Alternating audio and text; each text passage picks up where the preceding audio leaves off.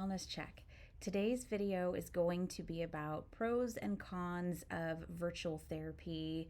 Which one is right for you? Is there one that's better than the other?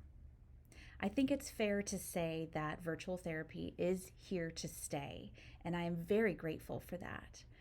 Back in the day, pre-COVID, I would say, virtual therapy was hard to come by. Not very many therapists did it. There weren't that many HIPAA compliant platforms to use, and if there were one, maybe two platforms that were HIPAA compliant, and they weren't of great service all the time. They were blotchy, they would cut out sometimes, they were pixelated. It did get the job done for those that really needed it, but it was not the go-to. Another thing that at that time pre-COVID is that insurances did not accept it. So if you were coming into therapy wanting to use your insurance, there was no way to get that covered. So it was really not accessible to a lot of people at that time. After COVID, of course, we all know what happened there. Now we have many platforms to use that will guarantee all of the HIPAA encryption and confidentiality that we need to have guaranteed in therapy. My video platform is actually integrated into my EHR system, so I don't even have to use any of those other outside third-party platforms anymore. It's wonderful. So let's go through a list first of why virtual therapy might not be a good fit and why a therapist would say we can't do it. If a therapist has any reason to believe, or if you, a client, tell us in any sort of way that you might be of harm to yourself or anyone else, we can't do virtual therapy. That's a big one, right? As far as therapy goes, it's usually not black and white at all. It's very flexible. There's a huge gray area for this and that. But when it comes to the safety of our people, it is very black and white. This means that if you are already working with a therapist and all of a sudden something is happening and you can't guarantee your own safety, we either have to refer you to a local therapist who would be a good fit for in-person therapy, or you have to come into our office if you want to keep seeing us as a therapist. It's technically, we are bound ethically and legally to not see people who are wanting to harm themselves or others through a screen. We just need to have more assurance that safeguards are taken to protect anybody out there. Okay, so that's a big, we cannot do virtual therapy. Good old reception and Wi-Fi. So sometimes even within an integrated system or a third-party, very reliable system, it just goes out. Maybe there's a thunderstorm, maybe there's a snowstorm, maybe something has happened and the building's energy cuts out. What do we do? In those situations, we are kind of, as therapists, bound ethically by some rules too. So what do? Do we finish the conversation by phone? Is that allowed? Do we go to FaceTime? Is that allowed? What do we do? And how do we make sure that our clients are taken care of if something like that happens?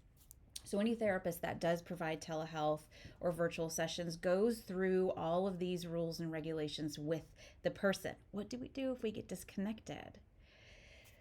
It's far and few between, but it does happen.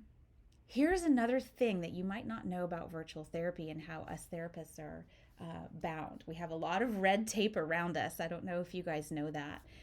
We cannot do therapy with someone who resides outside of the state in which we are licensed. So if we're a licensed professional counselor, if we're a social worker, we are licensed in the state that we got our education from and live in. Now, we can be licensed in multiple states, but we have to sit for every state exam. We have to make sure we comply with every state's CEU recommendations. What do we do? How do we make sure? Because each and every state has different limits for that, different CEU numbers, different ways of training, different ways of schooling and licensing. Sitting for that exam is different state to state. So if if you're looking for a therapist, this is actually a good thing. This is what I would call an advantage of virtual therapy, is if you are looking for a therapist somewhere in the state of Oklahoma, you have the whole state to look in. You don't have to look in your hometown. Maybe you live out in the middle of nowhere. There aren't any therapists. What do? Well, you have the advantage of doing virtual therapy with any licensed therapist in the state of Oklahoma. That's probably one of my most favorite things. Is I see people virtually who do not live anywhere near me, hours and hours away within the state that I live. I think that's just a huge blessing in terms of virtual therapy. It opens up a lot of doors for people that have not had previous access to a therapist, or maybe a type of therapist that they need a specialty in. Okay? Virtual therapy is also really wonderful for flexibility, and this goes for both the therapist and the person on the other side of the screen. We are all very busy, and our days do not go according to plan a lot of the time. That might mean that all of a sudden you come down with a cold and you don't want to come in here and infect your therapist, or maybe your kid has to get picked up from school early and you have to be home with your kid. Now you can't make your appointment. Maybe your boss doesn't want you to leave the office every week, right? You can't be gone for your appointment and the drive time to and from. You just can't do that every week. This is another beautiful part of virtual therapy, where you can say, hey, I know I was supposed to come in office today. Let's move it to virtual. My kid is homesick and I need to stay home. Or my boss doesn't want me to be gone that long. Let's just hop on. And that's awesome. And I say, yeah, let's go ahead and do that.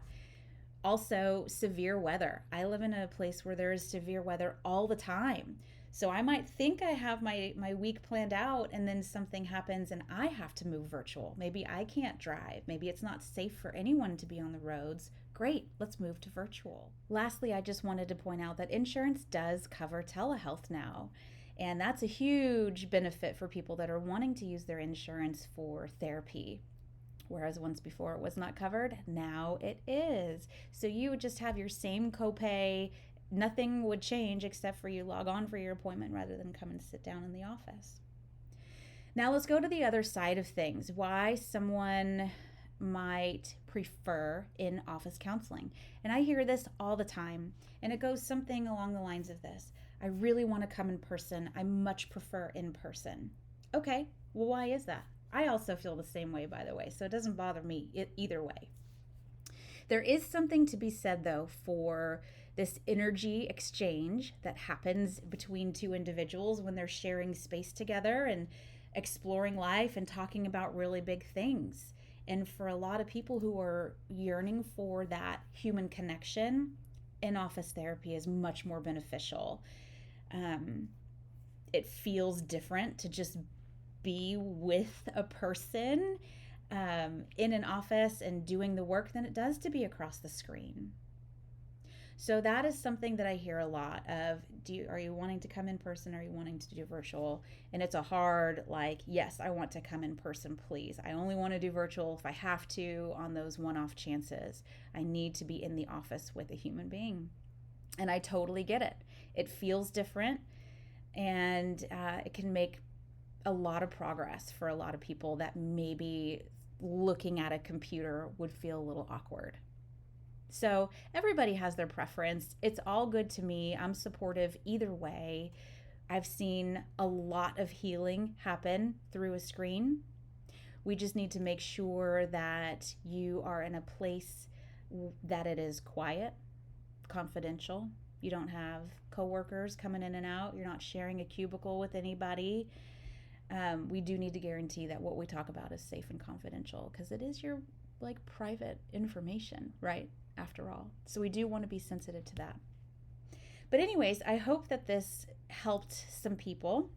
If you're trying to figure out what do I do, what's right for me, besides those hard lines that we talked about in the beginning of the video, it's really truly up to you. And I've told you this in my other videos, don't let trauma processing and stuff like Brainspotting and EMDR stop you. I do those things through the screen every single day, and it proves to be just as effective as coming in. So, once again, thank you for checking in with your wellness, and I'll see you soon.